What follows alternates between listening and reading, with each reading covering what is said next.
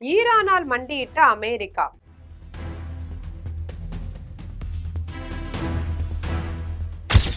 டிரம்பின் இரட்டை வேடம்.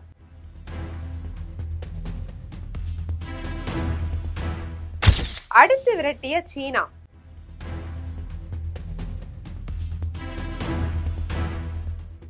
அமெரிக்கா அப்படின்னாலே உலக நாடுகள் மத்தியில எப்பவுமே ஒரு பெரிய பில்டப் தான். நாங்க தான் வல்லரசு, நாங்க தான் கெத்து அப்படின்னு மார்த்தட்டி கொள்வாங்க. ஆனா இப்ப நடந்துட்டு இருக்கிற கூத்த பார்த்தா என்னடா இது உலக மகா வல்லரசுக்கு வந்த சோதனை அப்படின்னு தான் சொல்ல தோணுது. இது பற்றி விரிவா பார்ப்போம்.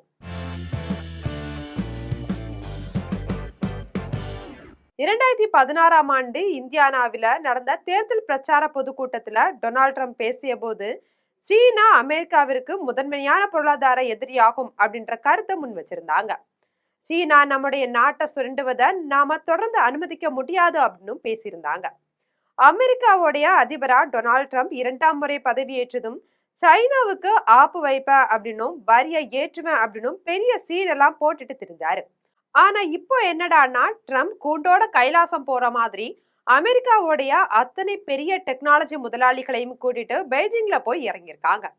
டெஸ்லா அதிபரும் உலக பணக்காரர் எலான் மஸ்கும் ஆப்பிள் முதலாளி டிம் குக் இப்போ உலகத்தையே ஆட்டி படைக்கிற ஏஐ சிப் கம்பெனியோடைய நிவிடியாவோடைய முதலாளி ஜென்சன் ஹூவாங், இது போக meta, Boeing, master card, visa தலைவர்கள் அப்படின்னு அனைவரையுமே ட்ரம்புடன் சீனா செஞ்சிருக்காங்க.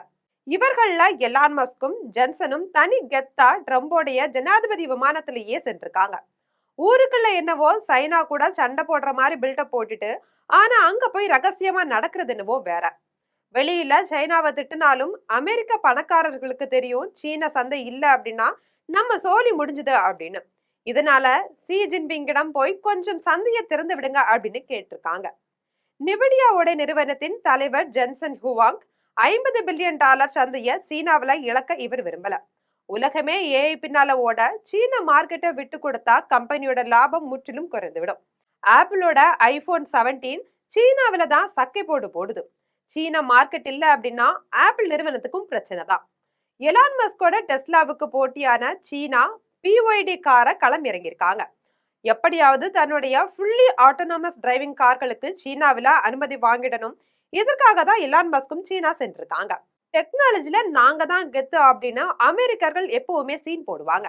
ஆனா சீனாவுக்குள்ள செல்லும் போது தங்களுடைய சொந்த லேப்டாப், ஸ்மார்ட் போன் கூட எதுவுமே எடுத்துட்டு போகல. ஏன் சீனர்களோட ஒய்ஃபைல குத்தினாலும் ஹேக் பண்ணிடுவாங்கன்ற பயம் தான் இதற்கு காரணம். பிளக் பாயிண்ட்ல போனை சார்ஜ் போட்டாலும் டேட்டாவை திருடுவாங்களோன்ற பயந்துருக்காங்க. இதனால பர்னர் போன் சொல்லப்படக்கூடிய சாதாரண வகை போன்களை தான் அவங்க பயன்படுத்தியிருக்காங்க. எவ்வளவுதான் வர்த்தக போர், தடை உத்தரவு அப்படின்னு அமெரிக்கா பில்டப் கொடுத்தாலும் இந்த உலக பணக்கார முதலாளிகளுக்கு சீனா சந்தை இல்லை அப்படின்னா தங்களோட வியாபாரம் படுத்துடும் அப்படின்னு நல்லாவே தெரியும். ஈரானுடனான போர் அமெரிக்காவை பொருளாதார ரீதியில, அரசியல் ரீதியில, உலக அரங்குல பலத்தை குறைய செஞ்சிருக்கு. இதனால ஆதிகால பகை மறந்து சீன மண்ணில தன்னுடைய மொத்த வியாபார ஜாம்பவான்களையும் அரசியல் மற்றும் பாதுகாப்பு முக்கியஸ்தர்களையும் களம் இறக்கியிருக்கு. ஆனா எந்த பயனும் இல்லாம மீண்டும் நாடு திரும்பியிருக்காங்க. அமெரிக்காவோட தந்திரங்களை சீன அரசும் மக்களும் அறியாம கிடையாது. சீனா ஒருபோதும் அமெரிக்காவையும் மேற்கத்திய நாடுகளையும் நம்பினதும் கிடையாது. ஆக ஈரான் அமெரிக்காவை சீனா கிட்ட அழைத்து சென்றிருக்கு. சீனாவிடம் அமெரிக்காவை மண்டியிடவும் வைத்திருக்கு. இது போன்ற உலக செய்திகளை உடனுக்குடன் தெரிந்து கொள்ள ஜெம் தொலைக்காட்சியுடன் எப்போதும் இணைப்பில் இருங்கள்.